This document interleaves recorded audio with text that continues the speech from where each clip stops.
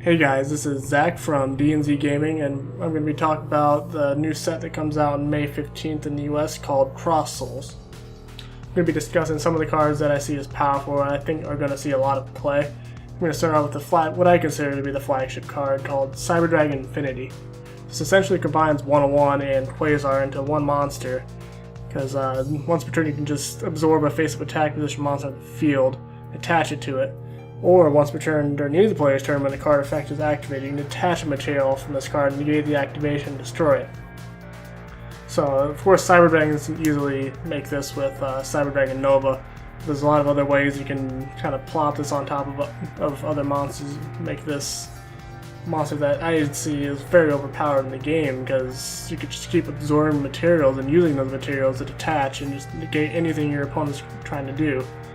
I don't think this is a good card for the game. I mean, a lot of decks can easily make that. Any deck that can make Ptolemy, whatever it was called, yeah, anything that can overlay into several different, or into three level 4s, any deck that can put out 3 level 4s and overlay with them can make this card, which then can in turn put Cyberdragon Nova on top of this, which then can bring out Cyberdragon Infinity. That just sets up broken combos. It makes it splashable in any deck to create this monster that makes so your opponent can't play the game. I'm not a fan of cards that allow that, and especially when they're could be run by just about any deck. Moving on from that, there's going to be a new archetype called the Zephyrus. Zephyrus are kind of combining a bunch of the higher tier decks of the last couple formats, including Stellar Knights, Shaddolls. Yangzing weren't really that high up, and the Ritual Beasts kind of in the same boat, weren't really high up, but more recent sets that have been seeing some play in the meta.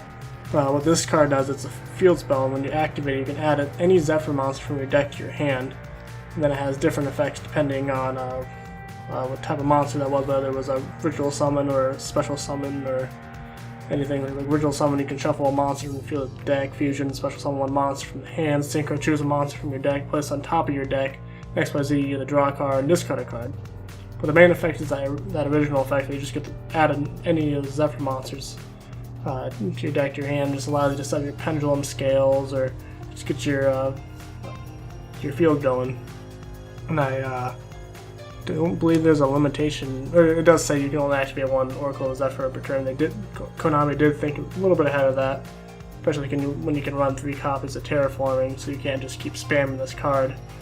But those added effects can be really good too, the XYZ drawing card and discarding. Sometimes you want cards in the graveyard anyway, plus you get that free draw. It just has a lot of free advantage. And let's briefly go over some of the Zephyr monsters. They have, like I said, they have some from the Necros, from the Yangzings, from the Shaddolls, and Stellar Knights. I'm not going to go into great detail on what each one does, but basically the point is you just want to set up your... It's pretty much the first pure, along with Ignites, it's going to be the first pure Pendulum deck, where it makes real use of the mechanic. Clifford's kind of touched the Pendulum mechanic, but it was a deck that could easily get by without it. This takes full advantage of the Pendulum mechanic, which allows you to constantly spam monsters. Which I actually do like. I actually do like that they're finally making good use of it without the decks just kind of being stupid like the Cliffords, where they're utilizing other cards that had nothing to do with Pendulum summoning just to make it powerful. Moving on, the Shaddolls are getting a new fusion. This is a water fusion. It says neither players can special summon monster from the hand or graveyard with spell or trap effects, so stopped any cards that could do that, say Call the Haunted or anything that uses a spell or trap to summon a monster from the hand or graveyard. This is sent to the graveyard just like most of the other fusions that they have. You can add a Shaddol spell or trap from your graveyard to your hand, so it allows you to just keep recycling your spell and traps.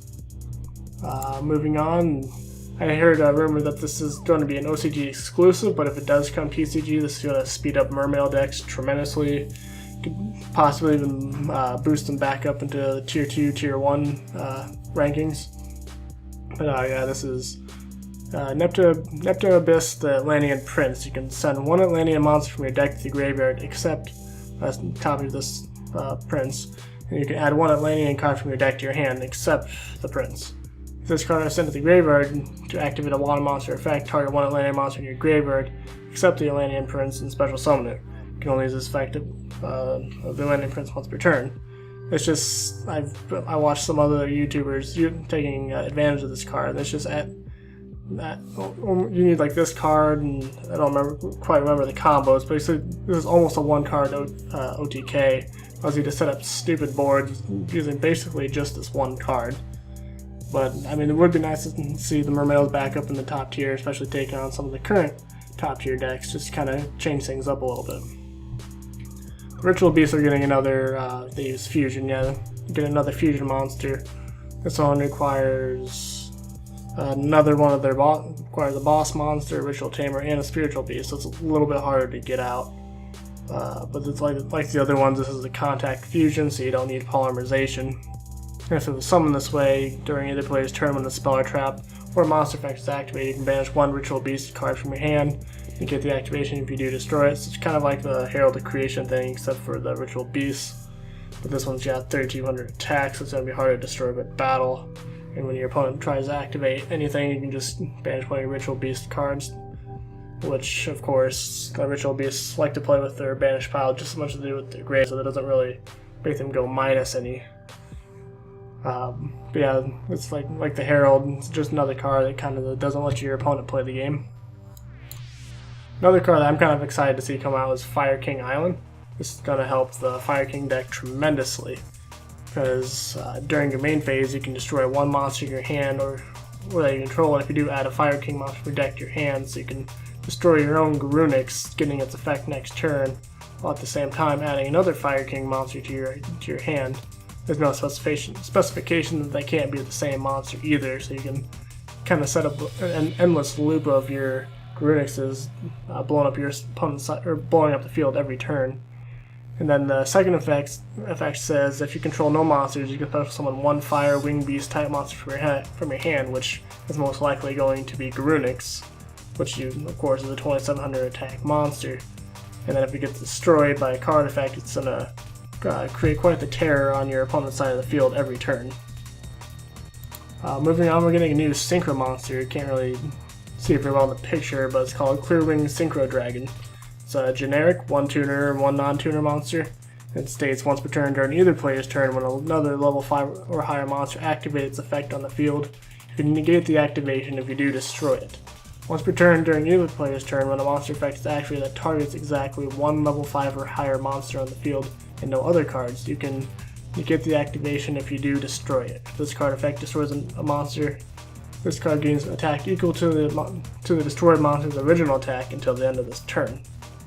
So this creates a really good generic level 7 for us. We didn't really have a good generic level 7. Black Rose was about the go-to monster, but it was usually used to blow up the field. It's a little bit bigger than Black Rose. Has a good effect. There's a lot of decks that are utilizing level 5 or higher monsters like Necros, Shaddolls. This will stop their effects, destroy them, and it has its own kind of own protection factor going along with it. So I think it's a pretty good addition to the game. Helps counter some decks. And like I said, it's a good generic monster. For fusions, anything that uses fusion, this deck could be a possible card. Fusion conscription states that you reveal one fusion monster from your extra deck, and if you do, add one of the fusion materials listed on that card from your deck or graveyard to your hand. But for the rest of this turn, you cannot normal summon set or special summon monsters or activate the effects of monsters with the same name as the monster added to your hand by this effect. You can only use one of these per turn. The key factor is the word rest, but for the rest of this turn you cannot normal summon, etc. So that means you can perform your play, overextend, extend as hard as you want, and then activate this, set yourself up for next turn. This kind of keeps a hand advantage after you expended your hand making your fusion monsters. So I think it's a really good card for anything that can reveal, the way the heroes are being played. And you can't really reveal because a lot of them are have specific ones. It's like Avian, Sparkman, which definitely don't see very much play right now. But this might actually boost Fluffles. I didn't really include any of the Fluffles and Fright for monsters in this list because I don't know how, if they pretty much have one card that they need, Frightful Tiger, to be considered in the meta, but this, like I said, this can work for anything that uses fusions and has any card they can reveal. Moving on, the Yuzenjus, they're getting a few cards, but I thought this was the only one that was worth mentioning. I'm not even going to try to pronounce that. Yuzenju, yeah. It's a Yuzenju card that you can tribute this card and then target one Yozen training grounds you control. Place 3 Yozen counters on that target. You can only use this effect once per turn. You can banish this card from your graveyard. This turn you can normal summon one Yuzenju monster during your main phase in addition to your normal summoner set. I think the second effect is really strong in the deck because I actually do play Yuzenjus and I find myself somehow getting more Yuzenjus in my hand. Say I've summoned Tiger King, activate Tanky, giving you Yuzenju in my hand, but I've already used my normal summon, so I can't continue bringing more of them out. With this card, you can banish it and gain that additional normal summon, allowing you to keep extending, possibly push for game, and this might speed up the deck a little bit. Yozen Training Grounds doesn't see a whole lot of play, but that's mostly just because you need a turn or two to actually make use of this effect, and by then you could have your board wide open. You're very susceptible OTK. You kind of want the cards now, so it's a little bit of a slow card, but this Kodama will definitely speed up the deck. And I'm going to talk about a more budget-friendly deck in the Raid Raptors. They're going to be getting more support. I mean actual support. I think they had one card out previously for this set. But they're getting more monsters in both Lanius and Impale Lanius and Mimicry Lanius, along with some of their overlay monsters. I did not see their rank 4 in the list. Perhaps I missed it. You can let me know in the comments below. But they're getting these two. They're really budget friendly. Or at least I think they're going to be a budget friendly deck. I can't imagine them coming out in higher rarities in the TCG. But they're a fun deck to play. I might do some deck profiles, deck replays as well. I'm not going to go into a deep conversation about these, but it's a fun deck to play. It's going to be budget friendly. And the last card, not the most important card in the set, but the last card I'm going to talk about is Jar of Avarice. This card, you target 5 cards in your graveyard except Jar of Avarice. Shuffle all 5 into the deck and then draw 1 card. We'll activate 1 per turn. This is kind of a watered down pot of Avarice. In deck that makes good use of recycling your cards. Some decks want the cards in the graveyard. This allows you to kind of reset your deck up, draw, get a free card. There's not any sort of cost to draw that card, no downside. Basically just a jar of greed that allows you to shuffle some cards into your deck. Maybe you need them back in your deck for a card that summons from the deck, or anything that'll work like that. But yeah, this has been me talking about the new set called Cross Souls coming out soon. Leave some comments in the below, tell me how it did. Let me know if I missed any cards. Let us know if there's anything else you want us to do, any deck replays you want to see, any deck profiles you want to see. We'll take any suggestions. But this has been DNZGaming, and I hope you join us for more.